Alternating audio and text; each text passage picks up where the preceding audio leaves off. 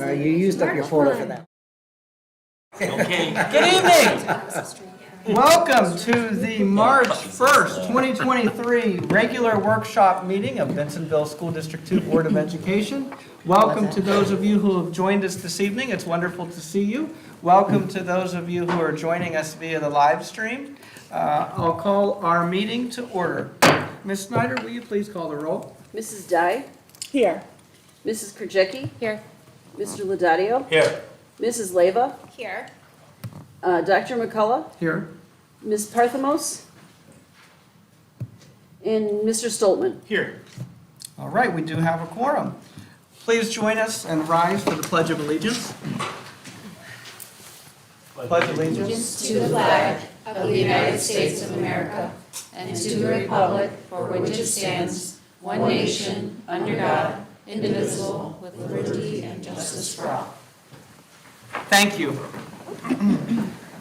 All right, Ms. Snyder, do we have any public comment this evening?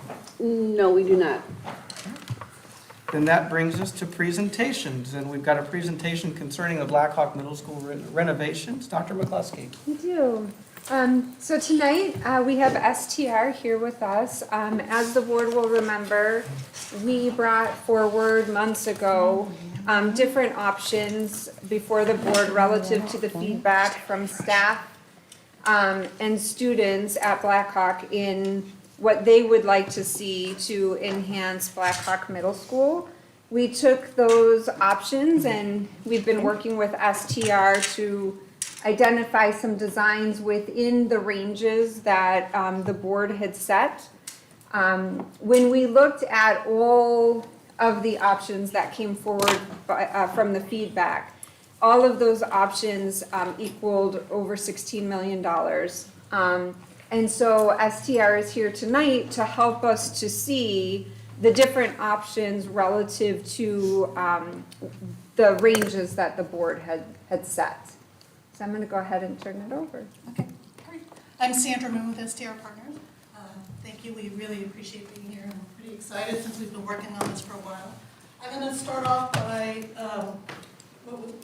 explaining what we considered, or what, as a result of the engagement and focus groups, as well as the priorities for the administration, the base kind of fundamental ideas of what we thought needed to be changed or incorporated into this next project. So I'm going to walk through a lot of parts and pieces, so please, if you need me to repeat, please let me know. But included in what was the base, which was the 9.1 million, there's really kind of two components. One is more of an aesthetic items that we talked about initially with the focus groups and everything about the refreshing to make the environment happier and everything. So there's that component, and there's also some functional components that were requested by teachers and staff in order to make things work better at the school too. So I'm going to start off with the refresh ideas. I think you guys are aware the areas that are highlighted in yellow right now, the corridors, that's actually already part of the bid and award for the flooring renovation that's going to happen this next summer. But the corridor renovation in total also includes painting of the walls and lockers, additional flooring for the areas in front, stuff that were not included in this last contract. And then some of the initial preliminary designs that we've been talking about is using accent colors as part of a wayfinding system maybe for different areas, and highlighting some of those areas at the entry doors to the classroom areas. So these little circles also represent additional supplemental lighting to give a little more light and accent those areas. So that's kind of what's happening on the inside aesthetically. Also, there was a request also for the exterior of the building to refresh and rebrand the building from the street frontage point of view. So basically, we've kind of taken the volume of the backside around the cafeteria and around the front of the auditorium and the front entrance. And the thought of staining the brick on the outside, color still to be determined, but staining the brick as well as cleaning the limestone. There's a lot of limestone like right by the cafeteria area too. So cleaning that up, and then there's also 3 signage areas that you have currently too. So refreshing all of those. So one other thing with the interior, with the corridors, there's also some brick on the interior of the corridor. So the plan is also to stain that to match whatever color is picked on the outside so that you get more of the transparency from inside to outside, carrying through inside. So that's kind of more of those aesthetic ideas. In addition, now functionally, there were a couple things that were kind of driving the desire. In all of the schemes, we're also including new marker boards for all the classrooms, the upgrade to the 8th grade science classrooms, and then also, I should mention, the total cost that we have kind of calculated includes contingencies, it includes contractor general commissions, includes fees, and then also owner soft costs, so including flexible furniture, abatement, and equipment. So those are kind of our best guesses, so that we're looking at a total number when we're looking, not just construction costs. So in addition to the marker boards in all the classrooms, one of the larger drivers had to do with where the special ed classroom is, and we looked at different options. We landed on the room that is currently the fitness room right now, which is highlighted here in red, to be able to relocate the special ed because that allows us to be able to build its own toilet room as well as a sensory room for it. So that kind of also precipitated doing a fitness addition to be able to relocate those functions. That's what the orange box in the upper right is really indicating that a fitness addition would be included in this scheme. There was also the green squares in the middle, had to do more with upgrading those existing courtyards. The desire was for including shade structures and artificial turf to make them more usable. And then the last idea really had to do more with providing intervention spaces, which we had designed at the elementary school level, but they were not really being used at Blackhawk. So there are some existing smaller, I'm going to call them smaller rooms to begin with, but they're too small for the function of an intervention where you might have up to 5 students inside of them. And they also only have doors that go into the adjacent classrooms. So the idea would be 2 per each grade level, so 6 total. They'd be expanded, and then the doors would actually be relocated to the corridor so that they could be used by multiple classrooms or multiple people and not just the 2 classrooms that are adjacent to each one of them. So that's, I think, pretty much. Oh, and I'm sorry. And then it also included the renovation of the existing nurse suite within the main office area in order to make it function a little bit better too. And I think something to keep in mind in this option is the intervention spaces. In order to make them a little bigger, you're actually taking a little bit of space away from each of the existing classrooms. Right, so if you look kind of some of these existing small spaces are like triangular right now, and we'd like to be able to clean them up in order to make them more useful as a space, but obviously that square footage gets taken away from those classrooms that are adjacent to it. So this won't include the addition of any new interventions rooms, it'll just expand what already exists. It'll expand the existing small rooms, which also decreases the size of the classroom. But that can be compensated with smaller furniture. Flexible, smaller furniture, yeah. There's some additional options to consider as we go through the other options that wouldn't take that space away from the other classrooms. Okay. Do you want me to move on to that one? Sure. Okay. So, Unless anybody else has any questions about this one. all right. So I'm going to move to kind of the next step for us. And we recognized it was going over the 12 million mark that we were kind of trying to hit too. But in this scenario, it's mainly the same, but the larger change has to do with those intervention spaces. So what we tried to accomplish was locating them in rooms that right now don't have windows, that are classrooms, that we decided those were kind of the best locations. And by doing that, you could have 3 entrances, 2 from one corridor and 1 from another corridor. So it also expanded, so instead of the 6 for every grade, or 2 for every grade level, we went to 3 for every grade level, so a total of 9. And by placing them in these current existing classroom locations, what it does is it allows us to get rid of the 7 that are existing, the small rooms that are existing, straighten them up so that they're more in parity with the other classrooms too. So that it actually gives So you it space back. enlarges, yeah, it to the enlarges classrooms. the existing, 14 classrooms. They essentially become another 100 square feet more by being able to do away with the small rooms that aren't really being used right now too. But as also as a result of taking these spaces we needed to recoup, so building a classroom addition, which ends up being 2.5 just because of where it is located at the southwest corner over here. Being able to take advantage of the existing kind of offset gives you another half of a classroom down here too.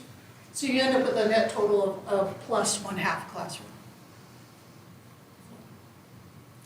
Classrooms will now be the same size. Right. And then you have parity, all the classrooms are the same size relatively because they're not carved out with the smaller classrooms. Dr. McCluskey, this is better support for MTSS. It does, and it also gives Blackhawk, and Perry's here as well, Dr. Finch is here as well, if the board has questions about how some of these spaces are utilized or are being considered to be utilized. But yes, it gives us more space in our existing classrooms, and it also gives us a little bit of flexibility for programming, individual supports, group supports. It gives us a lot more flexibility within the building itself. Harry, Dr. Finch, are the courtyards currently used, and if so, how? The one toward the field, the back of the building, is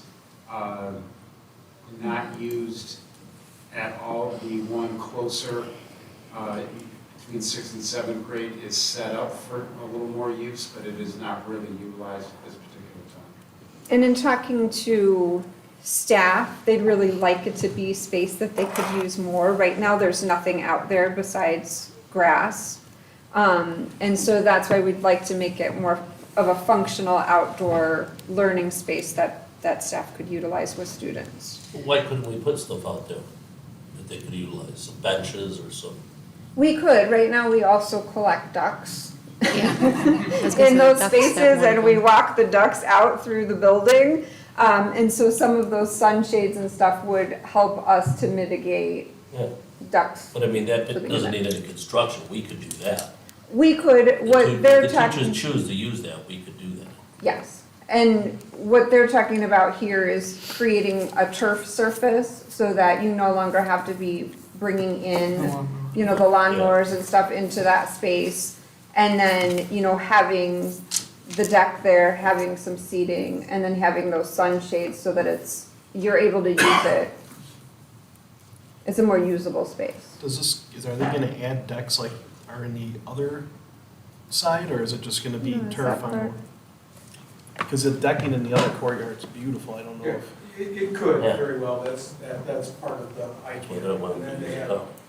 Yeah. you have Choose it. rain say we kind of did outdoor that already. classrooms that you can go to in other weather and things that would be like a tarp.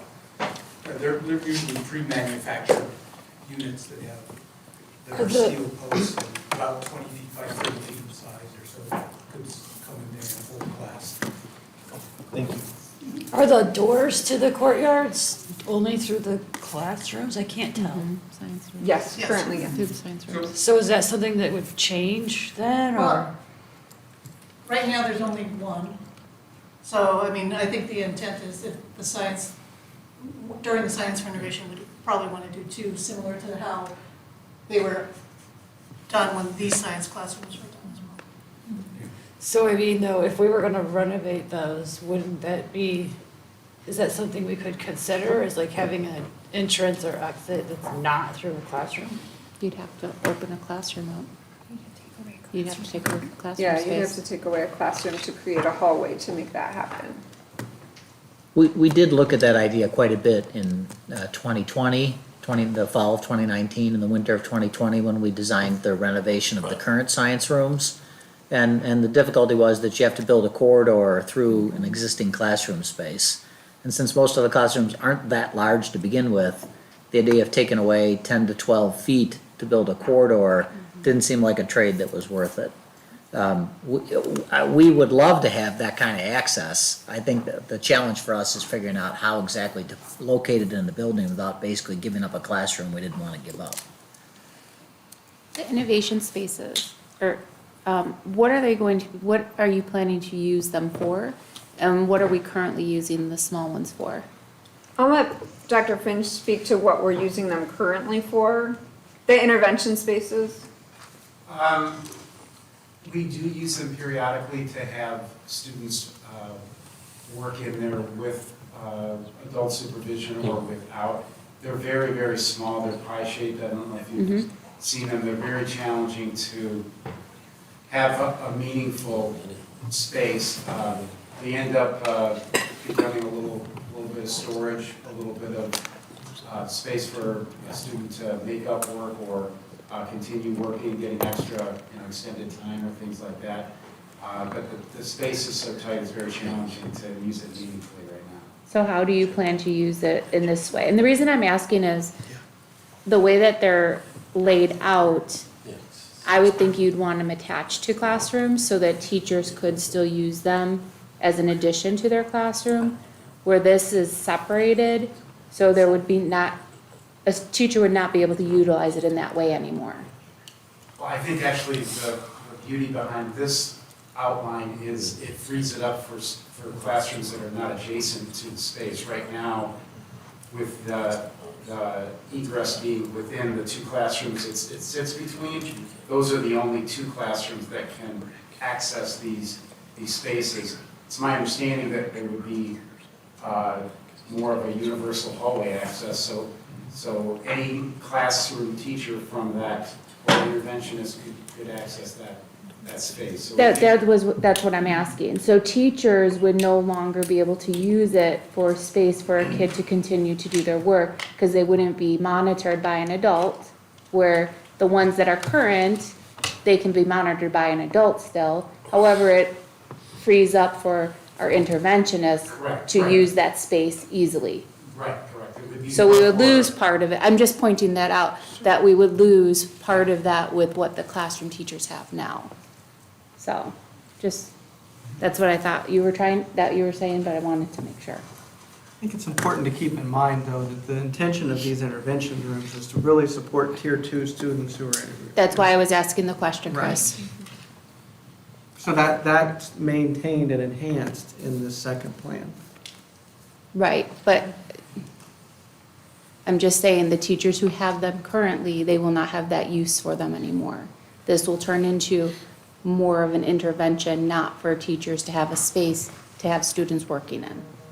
Dr. Finch, do you see them currently using it more for individual students? I wouldn't be concerned with that particular loss of that space, particularly balancing with the gain from having it to be accessed by interventionists and with those types of needs. Okay. I'd just like to point out, you're not losing that space in the classroom, it's coming back to the classroom, so it can be utilized,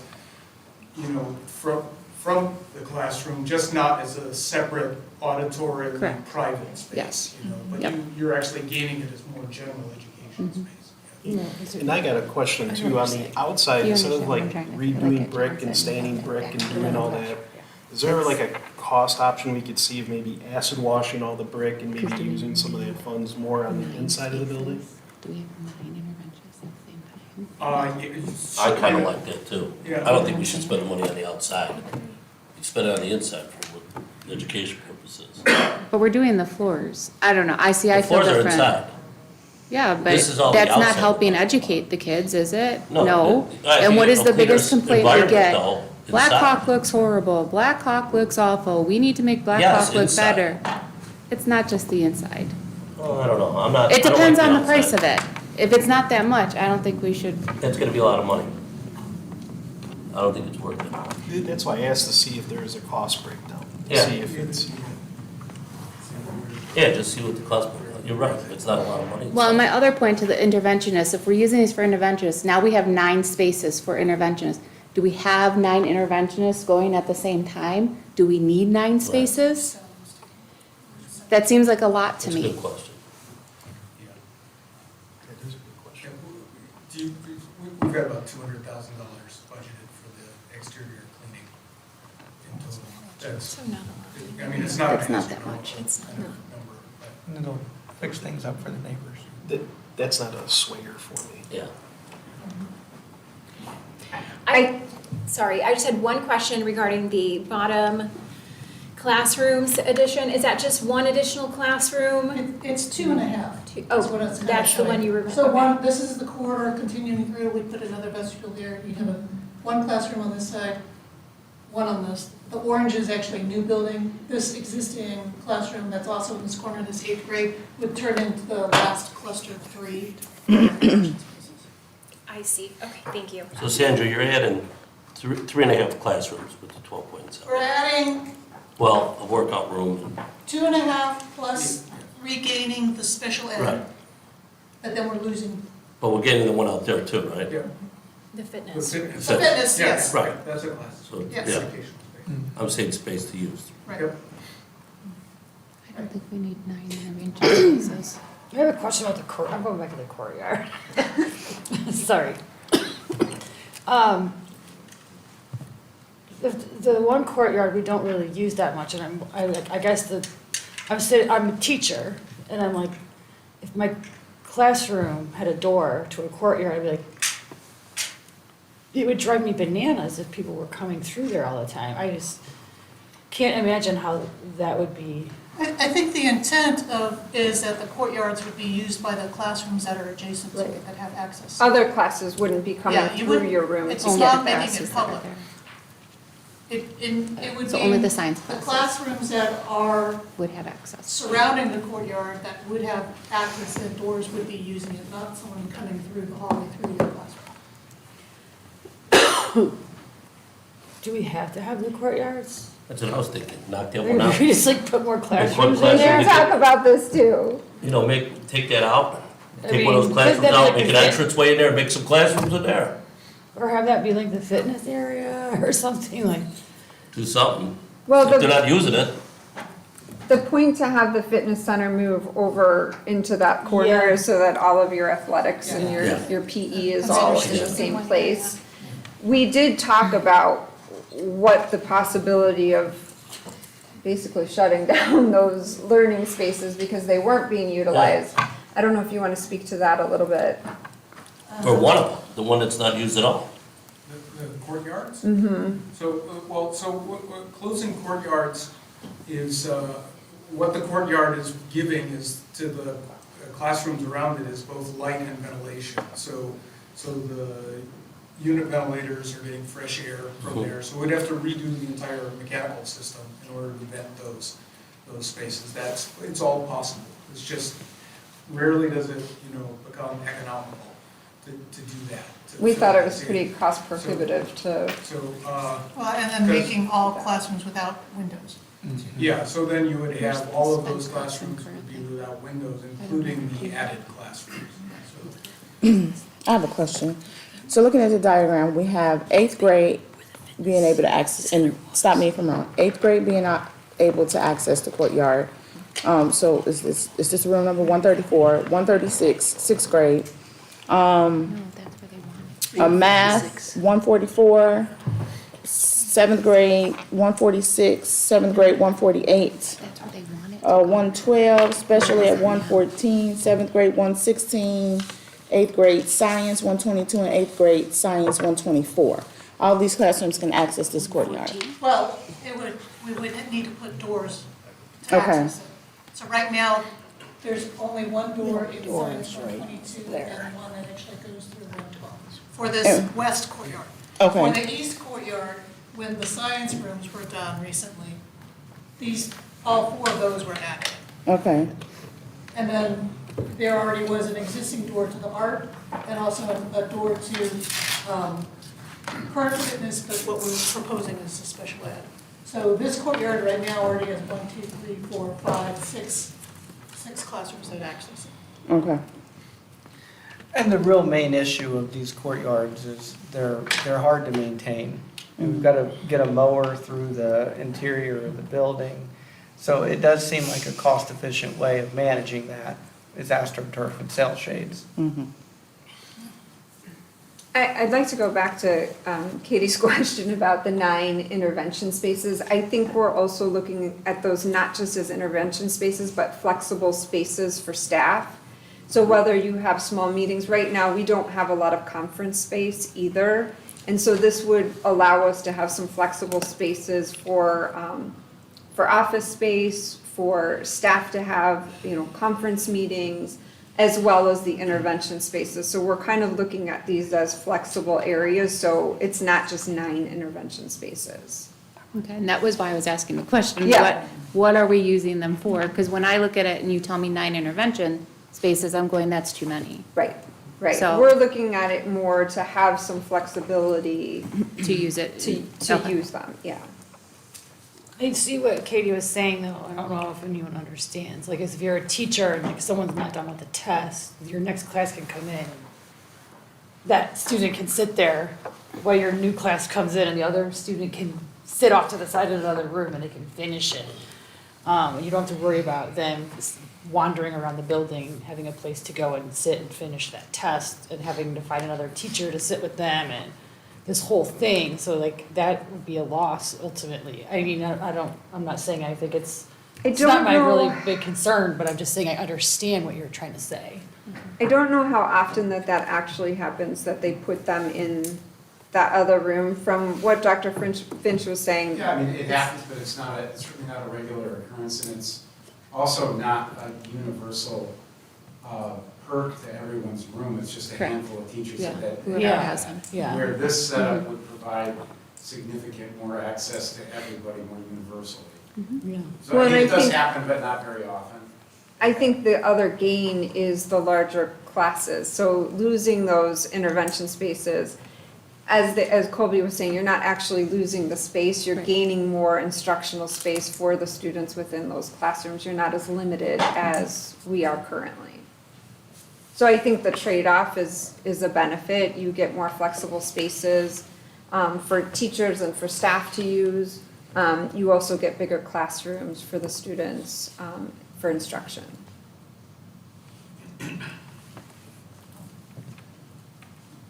Any other questions on? Do you want me to show the all-in? Sure. The full soup to nuts. Sure. And the reason, The wish list? the reason we want to show this one is this is all of the feedback that staff and students had shared. So we wanted to be fair in saying, like, if we wanted to go all in with everything that people had requested, this is what the cost would be. And being able to pare back those things, I think is important for the board to see, so that you have a really clear picture on what some of the requests were. Some of them, I believe, are more nice to haves than needs to have. And that's something that we can definitely discuss. Right, so the differences between this and the 12.7 million really had to do with adding 2 more classrooms onto the addition, so a total of 4.5. As well as redoing the whole main office, not just the nurse's suite. And then also adding a space for outdoor seating off for the cafeteria too, and developing that. So those were the major differences between the 12.7 and 16.2. Can we cherry pick a little bit of that? And the reason I ask is because my intention in bringing this up months ago, year ago, was really to be focused on enhancing pedagogical spaces for the intention of empowering teachers to be able to teach 21st century learning skills effectively. And if we don't need the classroom space, I hate to make an investment in rooms that aren't needed. But I will say from a culture and climate perspective and student morale, I think that outdoor cafeteria space could be an interesting endeavor. So is it a possibility that we could retain that, but put it back on that $12.7 million price tag, the middle piece? I know the price would go up a little, but to put it on that middle plan. The permutations on how this all goes together are almost infinite. Sure. Certainly. It's a little bit. I just think that's a culture and climate issue, it's a student morale Still, issue. I reviewed this with our bankers yesterday, they were okay with 16. I think that was one of the items that really fell for us in that nice to have category. It's something that could definitely be added at any time if we decided to. Dr. Finch and I have had a number of conversations about that space as well, and that could become a supervision Me too. issue as well. So, you know, that's a space that we wanted to consider because it was within the feedback that was provided. But I do think that there's items in here that we feel are more essential for us to be considering. It's definitely not off the table if it's something that the board really desires. One thing about the middle school that I do think is challenging is it feels very industrial. It doesn't have a real feeling of warmth and welcoming to learning and being able to create meaningful environments that are conducive to student learning. And I just think that's something that could be motivational. Yeah, I think any of these options are gonna change that. I feel confident in that. That any of these options are gonna be very conducive to learning. It's gonna brighten the spaces, it's gonna be more welcoming and home-like for the students and really support instruction well. But I agree with you, that's the feedback that we've heard currently and why the desire for these options to bring forward, you know, came to light. Okay, let me go back to this, just an idea. If there was extra classrooms built, could anything be shifted so that, what would be the special ed classroom could be like some kind of corridor so that students could access the courtyard during lunch or something like that sometimes? I don't know. So I would say one of the reasons why the special ed classroom was put where it was is we would be able Oh, to. yeah, the plumbing. Well, we would be able to put the bathroom on there, but also the entrance at the top, that's where they enter into the school, so it's close proximity for them. Right now, they're going all the way down the hall in down to that bottom. Can you point out where the special ed room is right now? They're down there. So we're trying to make it a more accessible area, and that also allows us to build on the bathroom as well as that sensory space, which Oh, we yeah, don't have yeah. right now. Could something else be shifted where there's a door to the courtyard for that kind of I a think the purpose? question more is, can we get access to Right. the courtyards by building? I mean, if by- we're gonna have by extra utilizing classrooms that aren't So, like, For example, taking like one of these offices or something and utilizing that. by just moving it, you know what I'm saying? But it 'Cause kinda then- goes then we back to could- supervision. You're kind of killing two birds with one stone with that like That's- space. That's far from We the got one cafeteria. technical There's issue no supervision Is that, issue. oh, I'm sorry. No, you're please.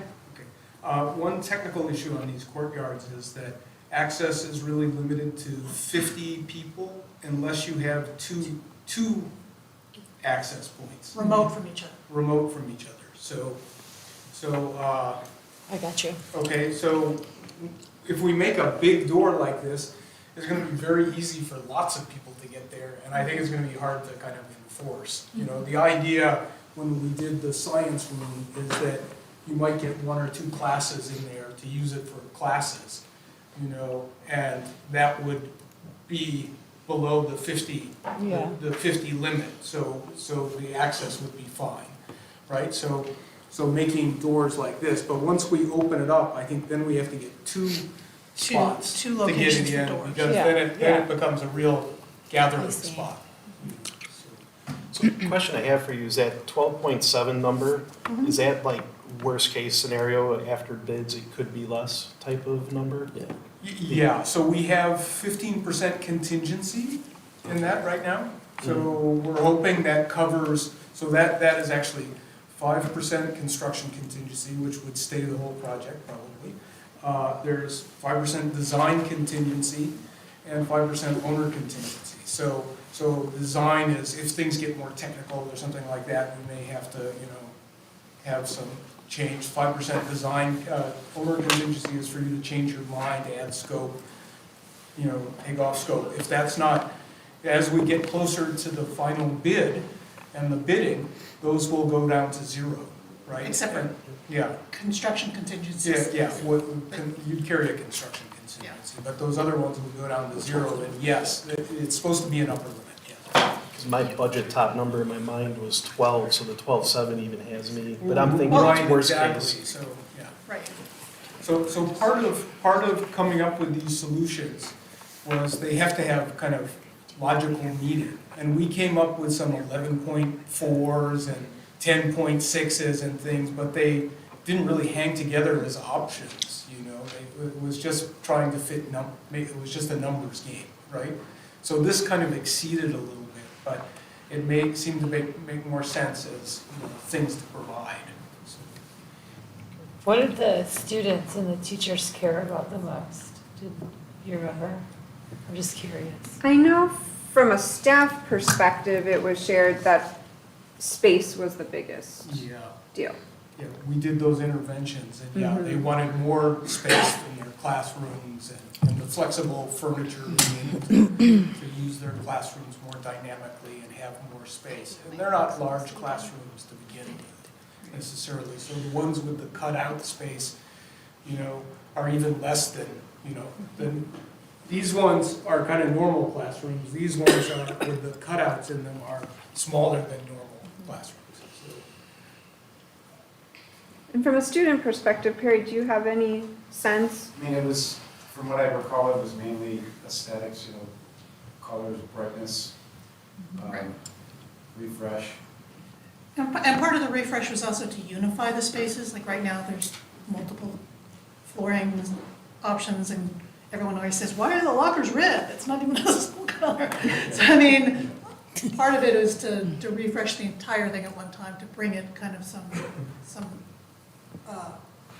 calmness in a way, to be able to not have it be so disparate. So each of these options mirrored the student feedback.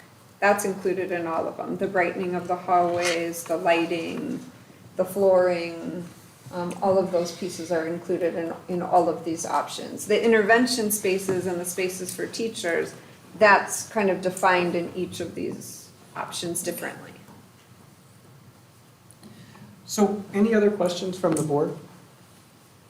We're not making any decision on this tonight, so you have an opportunity to go back, look at these floor plans and think about how we might want to proceed. But there are a couple of important things, just as a reminder that I think it's important to keep in the fronts of our mind. This requires no referendum. This requires no sacrifice or modification to any of the budgeting that the school district will do or does in its operations. And this comes out of savings that the school district has on hand. So we're very fortunate to be in a situation where we can upgrade Black Hawk, bring it more into alignment with what's at Johnson and Tioga. We're very fortunate to have beautiful schools there. And this will really enhance the teacher's opportunity to teach 21st century learning skills, which preparing students for college and high school, those are important skills to get to practice. So. And before we move on, can we go on to the next slide? Oh, I'm that you sorry, there's have? another plan? We kind of talked about this, yeah, the timeline. One more, Tim, please. No, that's okay. We just want to walk the board through the planning and preparation that needs to occur and the rationale for why we need to start making some decisions by the next meeting. So if you want to go ahead and share. So the premise is that we would start construction spring or summer of '24, all right? Now, lead times are getting very long, and bidding has been, you know, people are bidding projects early and earlier.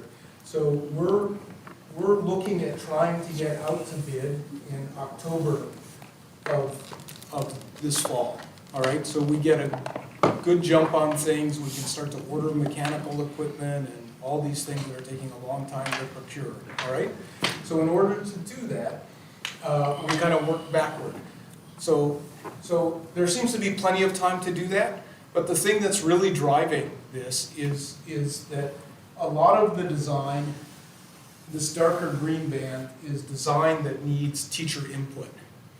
And so we want to get started in time that we can start meeting with teachers before they go off for summer break. And summer, you can't really design. What's good for summer for us is to do field verification, to get inside the building, to look at things, that kind of thing. But to talk to people, users in the space, to incorporate their ideas, we need to do that before the end of May. So, and the design process, usually when we're designing, you know, we meet every 2 weeks, because you meet once and then you have to kind of make the thing. And then just like you do here, we present the idea, we come back, we have a follow-up meeting where they, you know, approve, you know, we make modifications that they do in the first one, and then usually review and say it's okay on the second one. Minimum of kind of 2 meetings per space, per thing, and we really only have the opportunity, if we had started very soon, to get like 5 meetings in.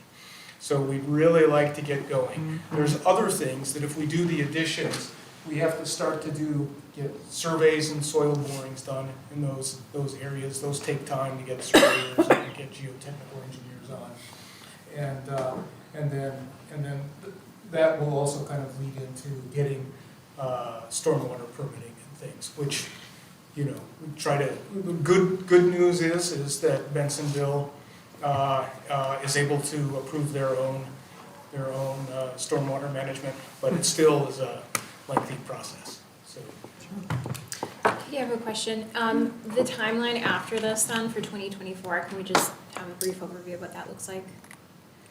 Well, you know, I don't know about the construction timeline, but theoretically, it would be nice to start, if we do additions, such as those additions, to have them start to get into ground in the spring, you know, while students are actually still here. And then all the interior work treated as a summer renovation project, and try to get it all done, you know, when the students leave, just start to hit the refreshing the lockers, you know, redoing the partitions in the various classrooms and things like that.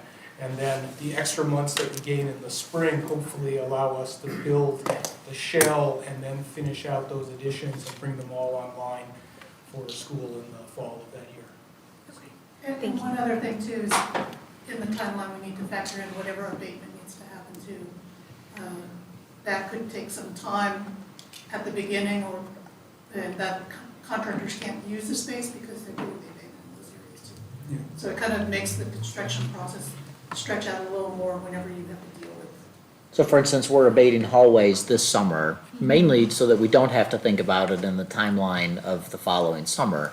But when you look at the, either the expansion or the demolition of the intervention rooms, whichever one of those strategies you go with, there's little bits of floor tile in all those places. And so you're talking about removing 100 square feet here and 100 square feet there, and pretty soon you've got 2,000 square feet, and it's a project. It won't be nearly as much as the hallways, you know, that's 13,000 square feet. But there's just little things like that that are gonna have to get done right at the beginning of the summer. Sure.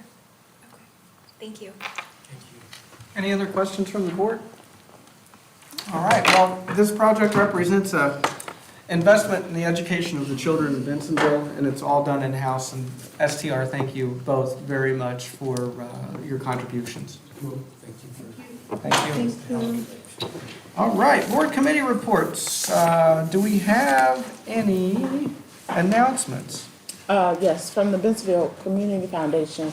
Last meeting, I mentioned that they were looking for any options or any ideas that we had to spend the grant money from Subaru. So I did talk with Katie and sent some things over to Tom, just waiting to hear back from him.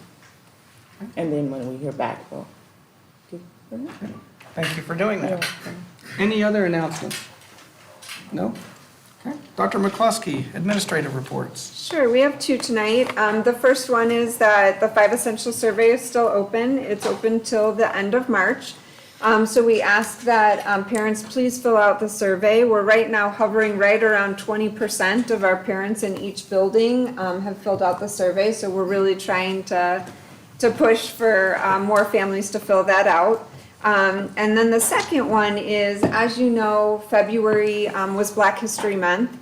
Staff across the district worked with our students to learn more about our African American leaders in history. I wanted to take just a quick minute to share with the board the work that our ISP classroom did.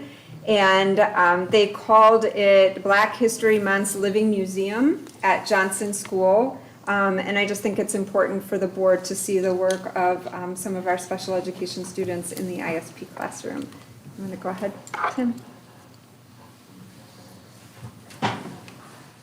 So they dressed up like their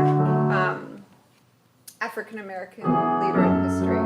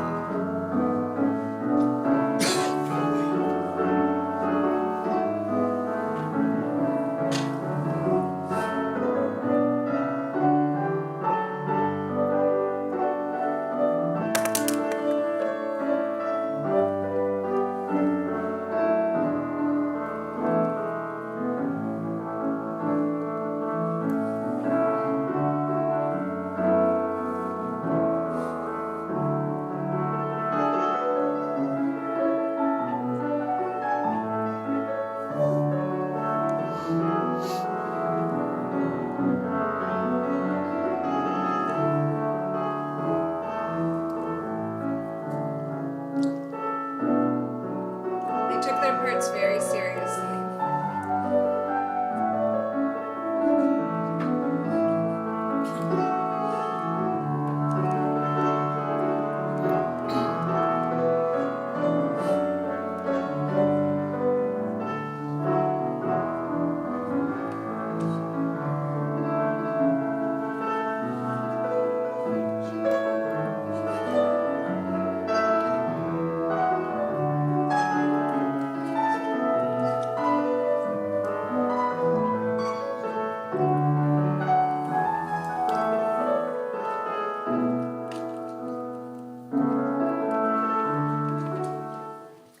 Mercedes Childress is here tonight. She's our ISP grade 3-4 teacher, and I just want to say thank you for bringing such a wonderful experience to our students.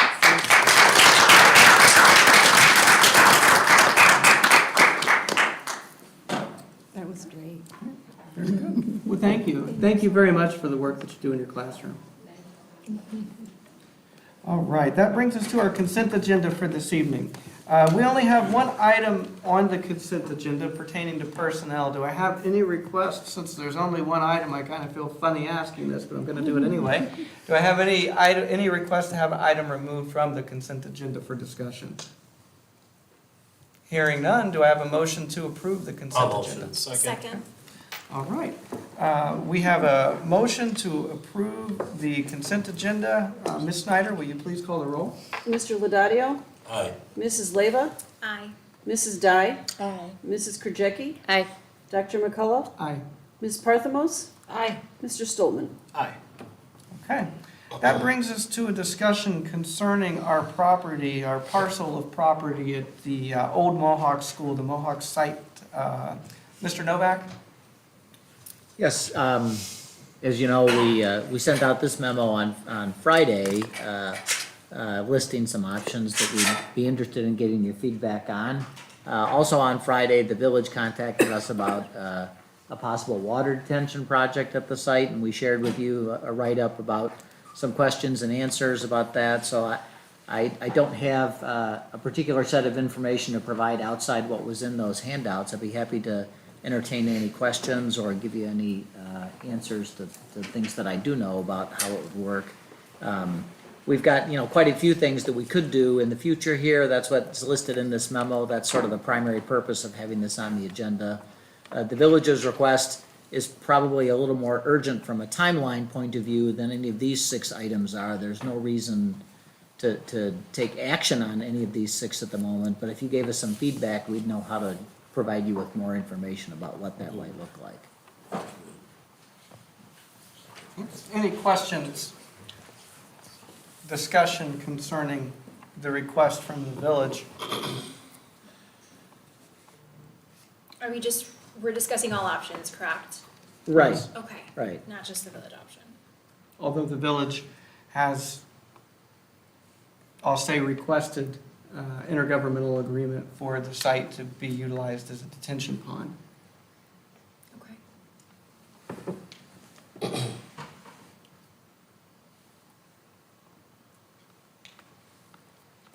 Well, I'll start. I'll say I'd like to stick with option 2. That way we retain ownership, but yet we can give the park district control over maintaining the parks and the fields, and hopefully we can get that field stripe for a football, soccer field. That would be great.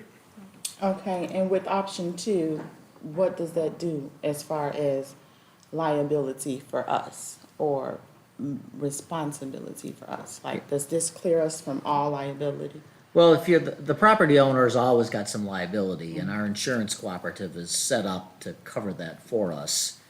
When 2 governments share a piece of property like this, they usually enter into an agreement where each one says that my insurance will cover the other one for stuff that happens. So in this case, where the other government, the park district, is running the property, we would want their insurance to be the primary responsibility for everything. But we would maintain ours. We couldn't afford to cancel it. You know, you just have to have something. And that's how it's set up right now with the field in the back, At right now Blackhawk, with right. The park district. Right. Blackhawk. Yeah. Right, Question. right. Yeah. And so, for It would be instance, the lots same of times thing. organizations come in and use a classroom for meetings, or we have after-school activities, or we host meetings of civic associations. And they carry And their insurance. all those people carry insurance, and they submit something that says, for the length of this period of time, the school district is covered by our policy for our activities at that site. And so, when you do something like this on a more continuous basis, you have a very similar kind of agreement. And what's the insurance cost? Well, we don't price our insurance by piece of the district, you know, it's It's just just all together. one thing for everything. And it does it lessen if we alleviate Mohawk, or it stays the I same? don't think we could ever figure out that it went down a little. You know, compared to the value of everything else that's going on in the district and the exposure of 2,000 students and 500 staff, what happens at Mohawk will not move the needle a whole lot. I do think that we all wanna keep it for playgrounds or fields for kids to play. There's not a lot of area over there for the kids to play and have fun. I think any one of these, probably like Jim said, 2, to make park maintained, we do an intergovernment agreement with them and keep it as a park and a playground, or maybe soccer fields. I like that one.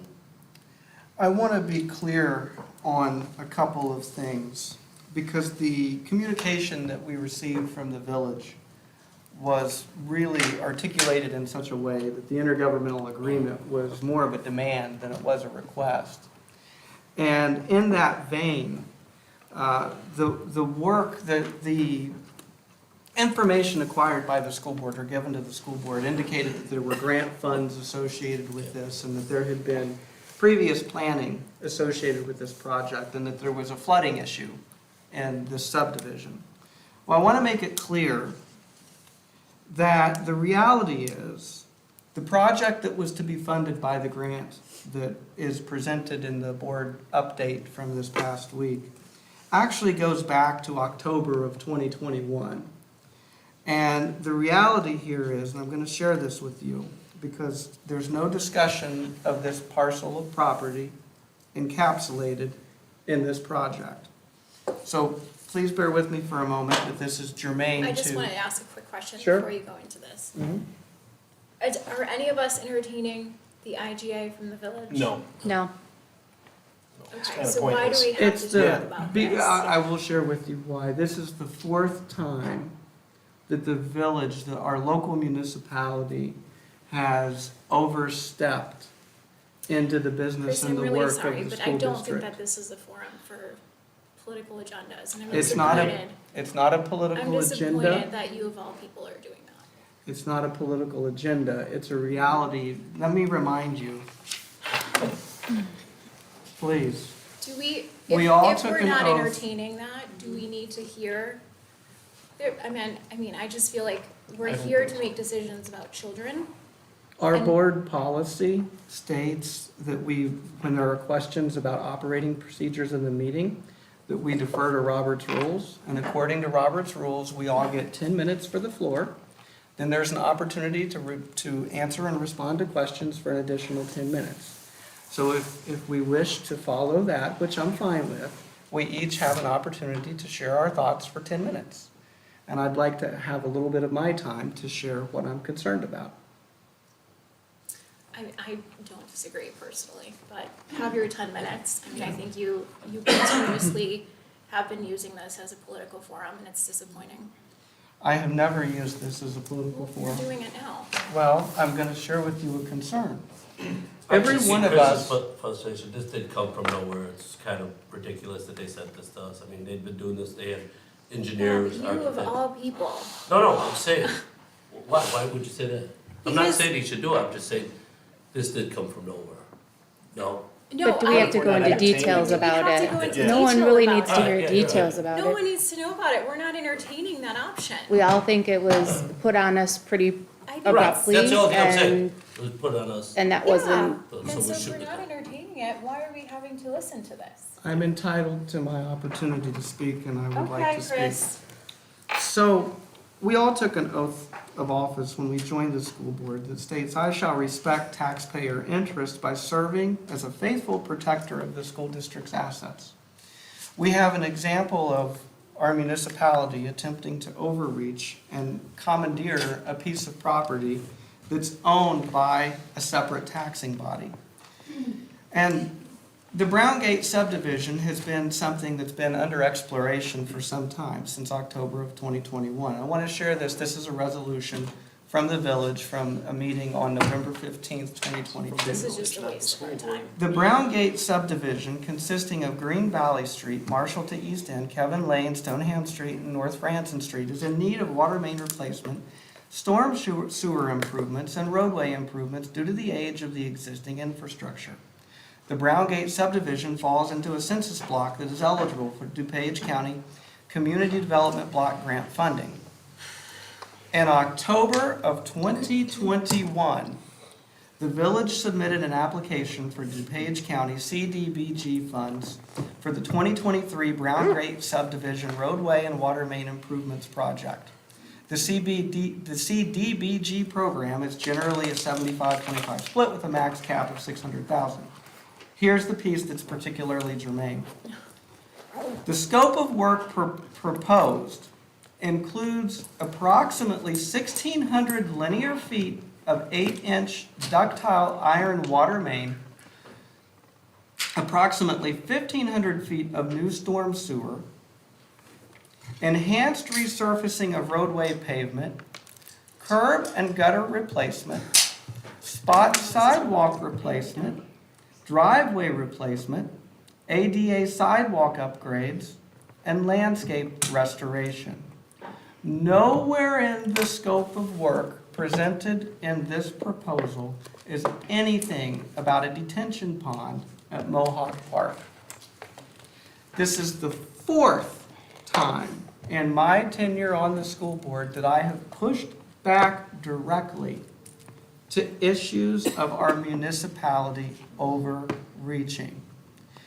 There is a video that's been posted on Facebook from the village in which Village President Frank DeSimone states that the taxing bodies work collaboratively, along with Mr. Summers, that the taxing bodies work collaboratively and effectively together.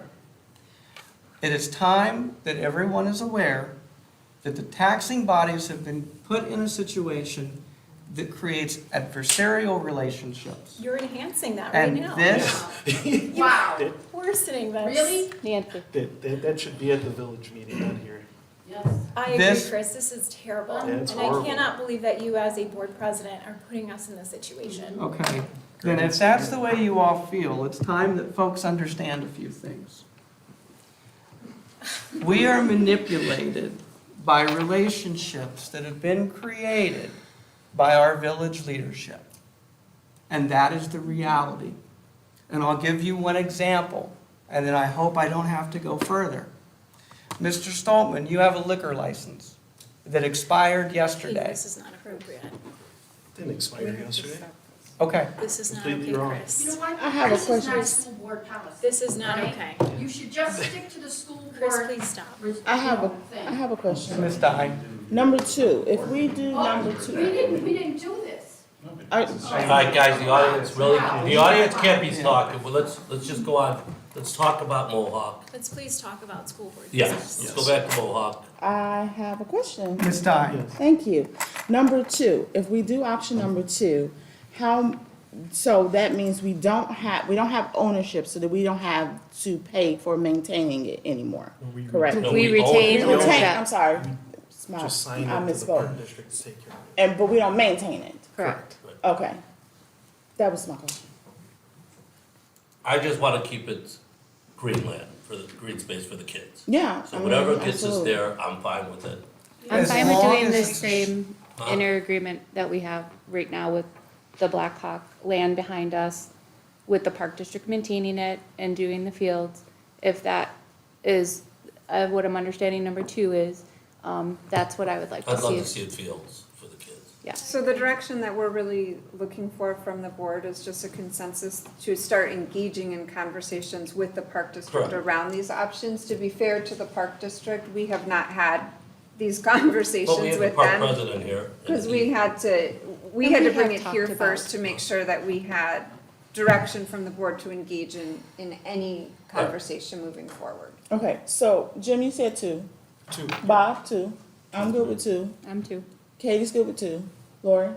I'm good with 2, or Marisol? tabling it Sounds until like later. Tuesday. I wanna take Sounds care like of it. Tuesday. before- Yeah, Wait, it sounds like it's too. I think there needs to be a Yeah, that's stipulation my on part. 2, that it's a short-term agreement that can renew into perpetuity, but if the school district ever has an opportunity to sell that parcel of land, and then those funds be reinvested into the education of children, that needs to be an option that's on the table for the school I can see district. that, I'm sure the park would work with us. We're keeping ownership of it, so. Correct, Yeah. but that's- we can't tie it up in a 25-year IGA. Right, I don't It has to think be we an do. IGA that would renew. I think we understand that. Yeah, I would go with that. We don't wanna keep it for I mean, we don't know what we're gonna do in 25 years anyway, so we're not gonna Right. tie it in for that, who knows? Yeah. I can understand that, that's fine. Right, So I think we're all in agreement. yeah. Go with 2. Thank you, Katie. Hopefully the park will work with us and, Oh, absolutely. perfect, thank You you. know, if I could speak. Go ahead, for a minute, speak. Oh, sorry. if it's okay. I guess it is. This all too came out of the blue for us. We've been working with you with an IGA for how many months, right? Right. It's something that we want to do, and I think our administration's been working together on it. And when I was told about this Friday, I was like, just, where the heck did this come from? Everybody knows, it's in our minutes, that we've been working not only with you and as with Fenton to increase our soccer program. And that's really a need of the village. So I appreciate your board, the board. I think we can definitely work it out. It would be a great asset to the village as a whole. And I won't get into the politics of it, but I was very surprised when I heard it. It was like already a done deal. Right. And they should have come to either us and said, well, wait a minute, if you're working on an IGA, we would prefer to do that. Never happened. So I was disappointed in that there seems to be a lack of communication. But, no, we have talked about it. And like I said, Joe's been working on it tirelessly, not only with you, but with Fenton. Because we have to come up, as you know, Fenton is going to be rebuilding their football fields. So we are offering our fields to Fenton to use as practice for their football and to keep their programs going while they're working on. So we have a lot of IGAs going on, and again, I don't want to take much of your time, but we appreciate it. Thanks. Thank you. I think this is a very good resolution, a very good resolution. I want to be very clear that the reason that I am upset It's because, as it's been stated, we had no idea that this was coming. And it is not included in the scope of work that was presented by the village back in November. Chris, I think we all agree on that, Yeah. but let's not lower ourselves to those people's standards. We are higher than that, and let's keep ourselves there. I'm So not that's low- all I'm saying. Ms. Krajewski, I'm not lower. The issue that I have is I I'm will just protect the saying- assets for the children. Trust me, I am all on board for that, especially that park, especially putting in the blood, sweat, and tears that I have done for that park. Trust me. It sounds good. We're there. All right. Then that brings us to any new business? Any new business? All right, hearing none, there's no need to engage in a closed session tonight, is there? All right, well, then we're ready to adjourn. Do I have a motion to adjourn? Motion. Second. All right, we have a motion on the floor to adjourn the March 1st, 2023 regular workshop meeting of the Bensenville School District 2 Board of Education. All in favor indicate by stating aye. Aye. Any opposed? Abstention? Our meeting is now closed. Thank you all very much.